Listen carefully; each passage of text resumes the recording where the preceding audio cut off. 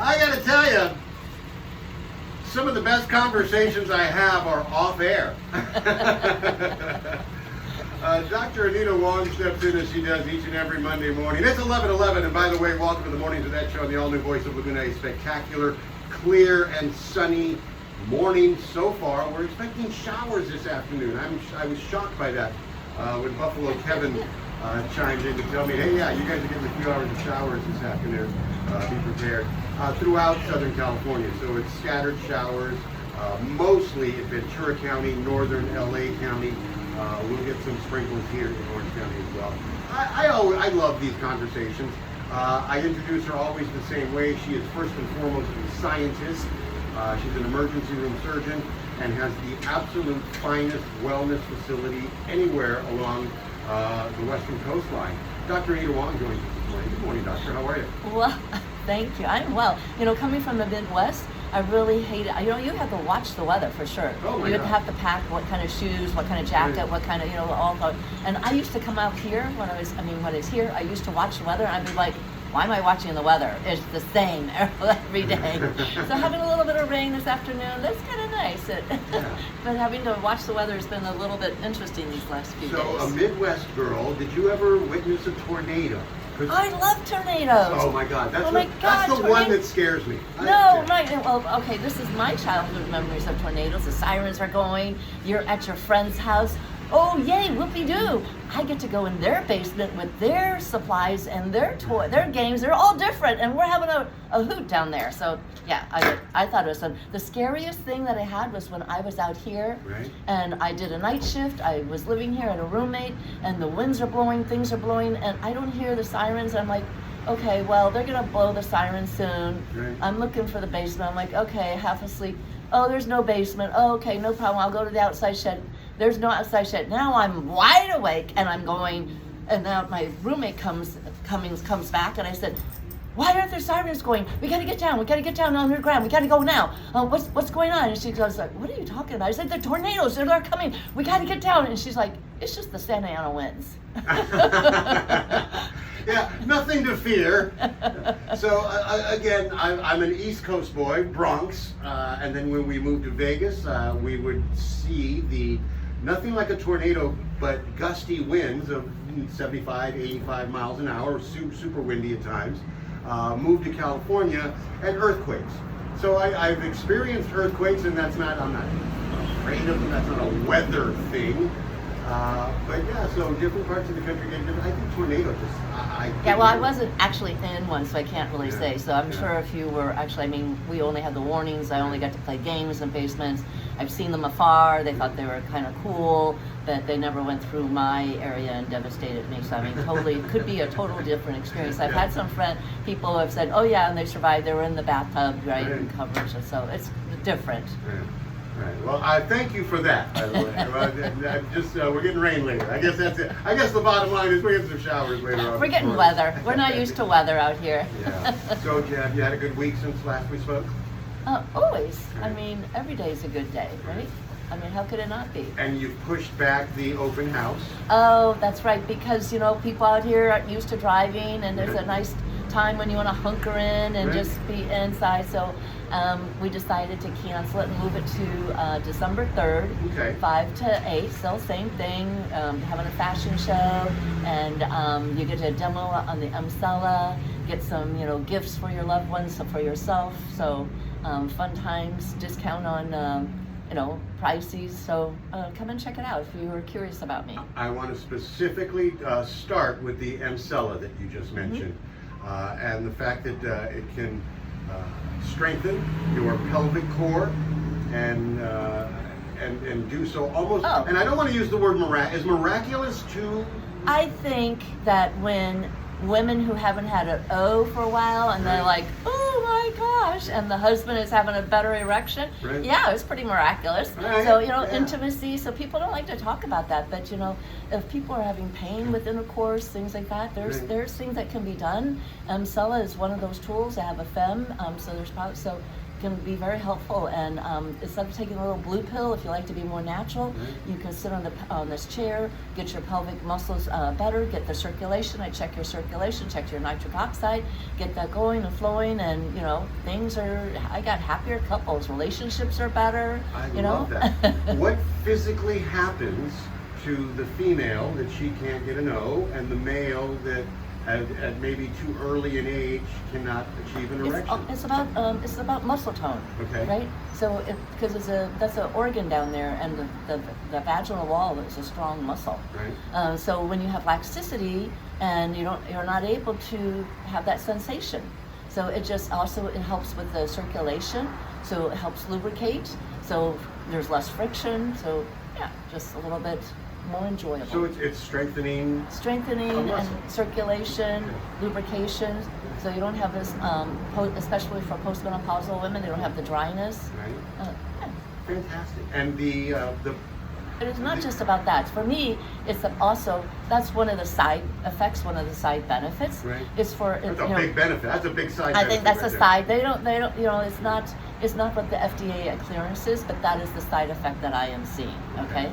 And so what is FDA cleared for is for incontinence, because it strengthens the muscles. Right. When it strengthens the muscles, it lifts the urethra, lifts the bladder up, and you don't have to have that surgery where you're having to have the sling and have complications from surgery. Right. So you don't leak urine. And people now it's only for urine, but in there is the pelvic muscles, is also the rectum. I have people who leak from the behind too.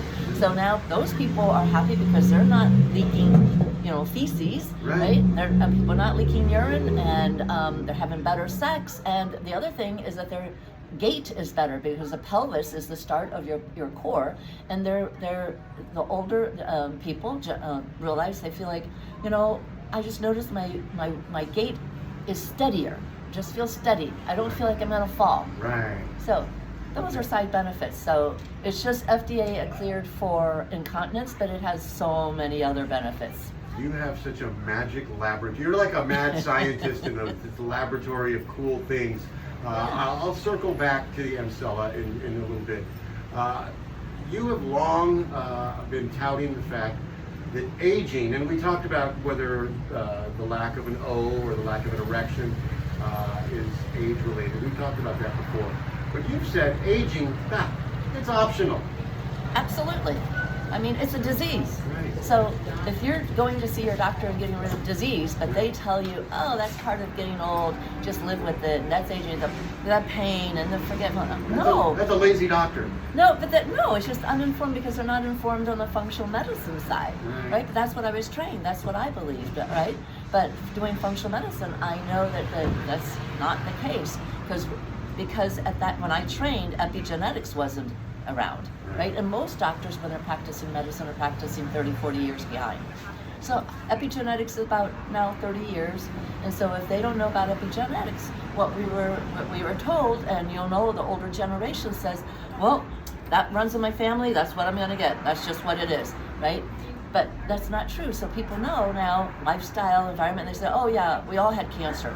But now they kind of caveats, I've noticed people say, yeah, but they smoke and they drink, and so they kind of know a little bit. That's epigenetics. But if you have a doctor that's just saying, yeah, that's what's in your family, that's what you're destined to, they didn't catch up with epigenetics. And that's why the big rave about lifestyle change and lifestyle medicine and all of these things. But you still need to know specific to you, because you're unique. So all of the stuff that we hear about, I tried that keto, it didn't work for me. I tried, that guy smokes and he didn't get cancer. It's different. You have to know your specific genetics, what the cards you were dealt with, and how to play that hand, right? So that's what's unique. Okay. See, again, every time you sit in that chair, I learn something else. So we had spoken a couple of weeks back about Alzheimer's and dementia, and am I crazy that Alzheimer's is to protect the brain, and that's why it happens? Yeah, so explain that, please. So we talked about the towels and the tangled fibers and the amyloid bodies plugging up, and that's the disease. But actually, with the epigenetics, was doing. There's Dale Bredesen, some studies that they're doing, and there's about inflammation. So it's a different way of thinking of, and usually, doctors will say, because it's the disease, by the time you get Alzheimer's, they say, you got Alzheimer's, you know, this is a crude joke, but I'm going to go there anyway. Okay, so, you know, the husband takes his wife in to see the doctor, and just because he was very concerned about her. Right. And the doctor tells him, you know, well, she's either got Alzheimer's or HIV. And then husband said, well, how do I know? He says, well, you drop her off the park. If she comes home, you don't have sex with her. Right?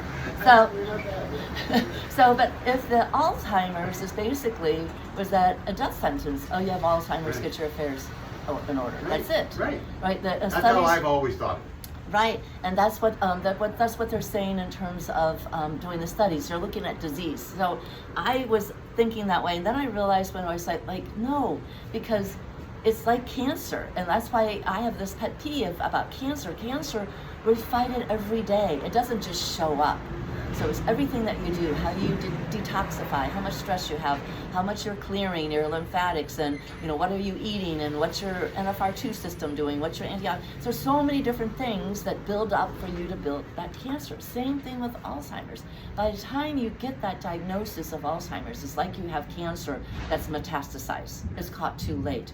So the message that I wanted to give, because which we didn't give before, was that it starts 10 years, 30 years, 40 years beforehand, right? So if you have it in your family and you have for 10 years, you're asymptomatic, it means you have no symptom of it, but we can test and find there's possibilities of it because the biomarkers, you're insulin resistant, you've got a visceral fat, you have inflammation, your homocysteine's elevated, all of these biomarkers, your insulin level is high. I'm going to say you're heading towards that Alzheimer's. Your gut's not working well, you're not pooping or having constipation, because I'm going to say these 10 years you feel normal, but you are turning on the amyloid switch. So in 20 years, if you're feeling normal now, in 20 years, you're going to have some symptoms. You're going to start seeing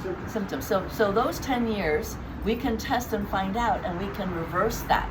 And so that's where the amyloid switches. So they have these precursors. So they're saying the reason why the brain is putting that amyloid down is not because it's a disease, because it's protecting it. And so it's putting it down because they're saying there's these things going on, and we're going to downsize, and we're just going to kind of hunker down and wait till hopefully this gets better. So that can be cleared up. And so those things that are happening, that you develop it, and we do the volumetric MRI. People don't always do that, so you're specific. So there's a lot of tests that I would do. And then if it shows that you are losing in the hypothalamus, you're losing in the frontal lobe, the parietal, and you're losing the volume, I'm like, okay, you're headed towards Alzheimer's. You don't have any symptoms, but you're heading towards it. We want to build it back up. The brain is, so if I'm getting this right, and tell me if I'm wrong, the brain is laying down amyloid plaques, Yes. and tau tangles, Yes. in order to protect itself Correct. 20 years down the road. Correct. Wow. That's what it's so. So that we Right. thought. So we're saying. So we're changing the. It's the same thing. So, but I don't think that the amyloid is the disease itself. Right. Well, I used to say that that's the disease, but now we're thinking it's a protective mechanism that the brain is doing because of all this inflammation that's going on. And so it's just saying, well, we need to protect and downsize, right? So that's what's happening. So the next 10 years, now you start seeing those things where you're like, oh, I can't remember that guy's name. Where did I put my keys? Right. A little bit of your spouse notices it more than you do. Just forgetfulness, just not quite as sharp, that type of thing. So that's the next 10 years. So, and then the third phase is going to be where when we do the testing, you're going to actually have cognition decline. So the Montreal cognition testing, I use it also in my office. You can find it online. I think your test score should be 30, but you'll end up being 26, 25. You'll be a little bit less, under 30.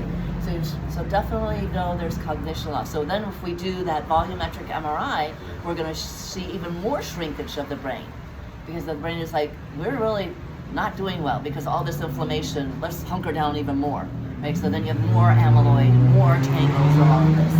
But in these 3 phases, you can reverse all of that. Because you asked me, was it reversible? It's not reversible once you get to, and what I've found in these studies, in the next phase, can be improved. So if you have an Alzheimer patient who can't dress themselves, can't feed themselves, don't know who they are, they have actually shown a little bit of improvement where now they can put their clothes on. So slight improvement. But I'm just saying, if you've gone all the way to stage 4 and you have, cancer, metastatic, do you have a little improvement? You have a little improvement, but it may be not to the quality of life that you're looking for. But there have been some cases, other physicians, where they actually improved, but they found the root cause. One guy had mercury levels that were so high, he was non-functional, sitting back in the corner. He was a CEO, and now he's just mumbling to himself in the back of the corner. But then when they found that it was mercury in the gut and things and cleared out that, his brain was able to repair itself to where he woke up and was improved. So yes, I think it can happen, but it's a lot of work, Now, when you mentioned mercury, I had another question ahead, but you went ahead and mentioned mercury, so I've got to get. How much would you say, and I don't know that you actually know the answer to this, it may not even be a fair question. When we ingest mercury, would you think that we ingest it more through the food we eat or through other toxins that we consume in some way? Well, I mean, if you have mercury in your mouth, you're getting it there. So I'm always encourage people to like caps and fillers and stuff like that. Okay. Yeah. So they use those less now, but if you still have mercury, you want to go to a bioidentical functional dentist who actually removes it safely, because years before, I know a dentist who was just removing them, just like they normally do, but they ended up getting thyroid cancer because they were getting exposed because the fumes and it seeps out. So when you remove it, it's a biohazard. They have to wear the whole hazmat thing. They have to remove it properly. Not every dentist does it that way. And then if you don't, you're going to get a little bit of that mercury seeding. And so if you have mercury in your mouth, and they're not intact, they could be seeding. So that's one big place to look for it. Get rid of the mercury in your mouth, okay? And then in our fish, obviously. Swordfish has a lot of it, man. Yes. Oh, and I love swordfish. Yeah, so you just have to test and monitor. All right, thank you. And detox and, chelate, take things that would, like kelp, if you eat a lot of kelp, that will help you to remove it, things like that. Thank you.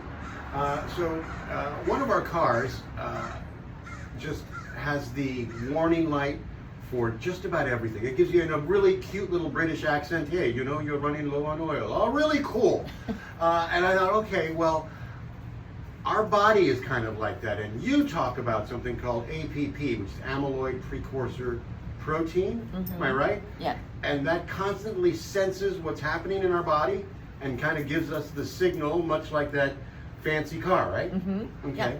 Yeah. Everything from inflammation to toxins to gut, everything. Yes. Okay. Do people suffer from not having enough of that protein? No, I think that, I think what I call all of these are dementogens, right?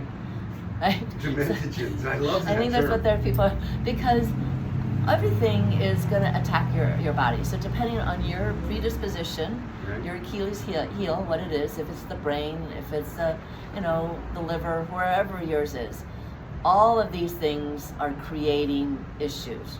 And that is just a system and how the switches you are turning on and off for the brain making the amyloids. There's other switches, just like the last week we talked about cholesterol and the gene that they're trying to switch off.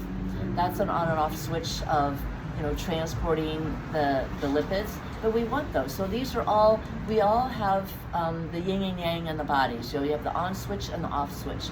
But if yours is, if one state is just constantly on and off switch doesn't work, then that's a problem. That's what you get with ADHD. And ADHD people is basically, they have the 2 tracks in the brain and they're running simultaneously, so they can't focus that well, and they don't switch. They are supposed to switch on and off. So when you are focusing, your creative impulsivity, all of these things, the distractive, they switch off, and so you can focus. But not in the ADHD brain. Both tracks are just running full steam ahead, and so that unless they get hyper focused in something they really like, so if they don't like something, or they don't have any interest, or they don't see any point in it, both tracks are running. So they're like, oh, I'm supposed to do this math problem. Oh, but look at that lemon over there. I want to try that. Oh, I got to do this math problem. Oh, look at that car over there. You know, they're just it's both running at the same time. So when they understand that, so we have these on-off switch all the time, and then they just work. So we want them to work in unison. So they're not bad stuff. It's just the way the body's got to work and together. So you need to know how to monitor that, and you just need to listen to the cues to the body, and that's the main thing, is just be mindful and understand how to read your body. Absolutely beautifully explained. Thank you for that. And you did mention cholesterol. We talked a little bit about cholesterol last week, and I want to get into specific numbers, or maybe what other blood panel things mean. A lot of times you go to get your blood done, or your scientific panel, your lipid panel done, and what the hell does this mean, right? I look at mine, I'm like, oh, what does it mean? What is a bun creatine? So BUN, we call it BUN and creatinine. So that is looking at your kidneys. Okay. So looking at if it's 20-1, depending on if your BUN is high and creatinine is normal, that would show at me that you're dehydrated. The BUN is basically a breakdown of the proteins in your body, so your kidney has to filter that. So if the kidney is not able to do that, so we'll see that BUN go real high. So for example, rhabdomyolysis is something where somebody works out really hard and they destroy all their muscles, or they get broken down, or you were laying on the floor for 24 hours and your muscles get broken down. Now all of this protein has to get filtered by the kidney. Your BUN is going to shoot up high. So that's not a good thing. So that means the kidney's not able to do what it's doing. So when you have kidney disease, it can't do it. That's going to go sky high. So is the creatinine. Creatinine is more in the muscles, looking at the muscle fibers of that. So the BUN and creatinine is looking at the functionality of your kidney. Okay, thank you for that. And then there's a test called the MCV and MCH. What are they looking for? So those are the levels of your hemoglobin, okay. The size and the morphology of your oxygen carrying blood. So you get the RBCs, which is how many numbers of those, and then the RBCs, what do they, kind of morphology, what do they look like? And if your MCH is especially high, or nearing the top of the acceptable zone, what is that? Right, so you could have anemia. Okay. It could be diet deficiency anemia. It could be, or your bone marrow's not working as well, not producing, things like that. Okay. Some autoimmune things. And what can be done to get that number better? Well, it depends on what the issue is. If it's that your bone marrow's not working well, you need to stimulate, and maybe it's inflammation that's attacking your bone marrow, and you're not making enough blood cells. Maybe it's cancer that's created that, causing anemia. So if it's iron deficiency because you're not getting enough iron because you're a vegan and you don't get enough from there. Right. So different things like that. Okay. And the importance of vitamin D? Oh, vitamin D is great for your brain, for your mood. It builds your muscles, builds your bones. It helps with your immune system. It's cardiovascular. So very important to have that. People whose vitamin Ds are less than 60 to 80% have been shown to have a risk of breast cancer. So men can have breast cancer too.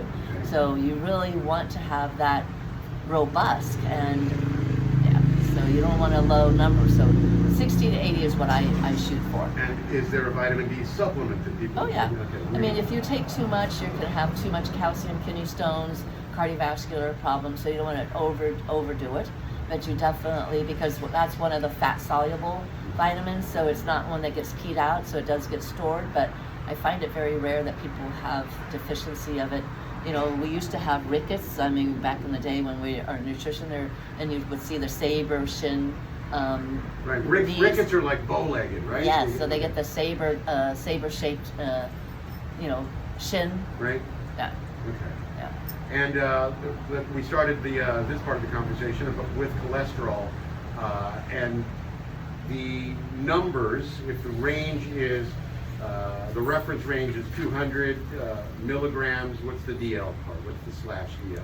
Deciliters. Okay, so if the range is 200 milligrams slash deciliters, and someone's at 224, is that a danger sign? Well, for me, you want to know what your HDL and your LDL, and the HDL is what everybody calls is the good one. Right. That I forget what we used to call it about, but it increases with exercise, things like that. Right. The LDL is the one that moves and carries the cholesterol from the liver through your circulation. And so when you have too much, or you have the particle size, which is the small clotting one, that's the dangerous one. So that's the number that you want to know, and that's not in your routine lab. So you don't know what your particle sizes are, what your risks are. You also want to know what your triglyceride ratio is in there too, because that's more related to insulin resistance, metabolic issues. It can be you can get fatty liver, or all of these things. So knowing that triglyceride ratio is important, and then knowing what your lipoprotein A, what that is. So that's not on a routine lipid panel. Right. So the lipoprotein A, so if that's high, you're going to be a higher risk for genetic, and if your small particle sizes are high, so that's a problem. So that's not on a routine panel. And then your ApoB, which is going to show if that's also high, which is out of whack. That's also, you want to know that. That's not on a routine panel. There's so much that's not on a routine panel. So they're just having those numbers, frank numbers, gives you an idea. And that if they're even normal, you still kind of want to know, because if they're normal and you have a high small clotting, the LDLs that are small, you still want to change some things up. Maybe you're not producing enough. Even having low cholesterol could maybe mean that you are malnourished or not getting enough, because cholesterol is a good thing. It's not a bad thing. We need that in our body. Thank you for that. And I'll come back to your December open house again in just a moment. I don't know that you heard this. I heard it this morning on the radio coming into work, that now they're thinking that a tuberculosis vaccine, or a tuberculosis vaccine from 100 years ago may help with diabetes. Did you hear that? No, I did not. I'll look for it somewhere where it's written, because I only heard it on the radio, and I thought, oh, this is something I got to bring up. So has the vaccine for tuberculosis changed much in the last 100 years? I don't think so. Right. But I mean, any microbes stimulates our body Right. to do things. So it wouldn't be unheard of. Right. I mean, I think microbes is what causes cancers as possibility. So all of these things that are little triggers. So if that helps the body to trigger it to protect itself, I mean, it's not unheard of. If you only knew how I look forward to these conversations and this nerdy talk that I just love. Thank you so very much. So December 3rd is when we move the open house to. Yes, hopefully it's not raining then. Yeah, even if it is, I think you should go through with it no matter what. And talk to us really fast about Emcella, and how someone, if they were looking or interested in it, can call or find you. Yeah, so so to call me is 949-734-0580. And if you want to just book a discovery call, you can go to the website anitawangmd.com, and you can book a call. I am doing holiday specials, so you want to kind of connect with me and find out what holiday specials we have that's going on, and come to the demo and find some new clothing, some new jewelries, get a gift, and have some just fun with fun people, and try out see what it feels like sitting on their chair and doing 11,000 kegels in 28 minutes. I'm not going to give you a whole 28-minute, but but you'll get to get a sense of that. All right, well, thank you so very much. We always look forward to these conversations. They are so enlightening. And next week, maybe we'll talk about that tuberculosis diabetes Okay, connection. sounds thing. good. All right. Dr. Anita Wang, thank you so much. 11:41 the time, 19 minutes in front of 12 o'clock.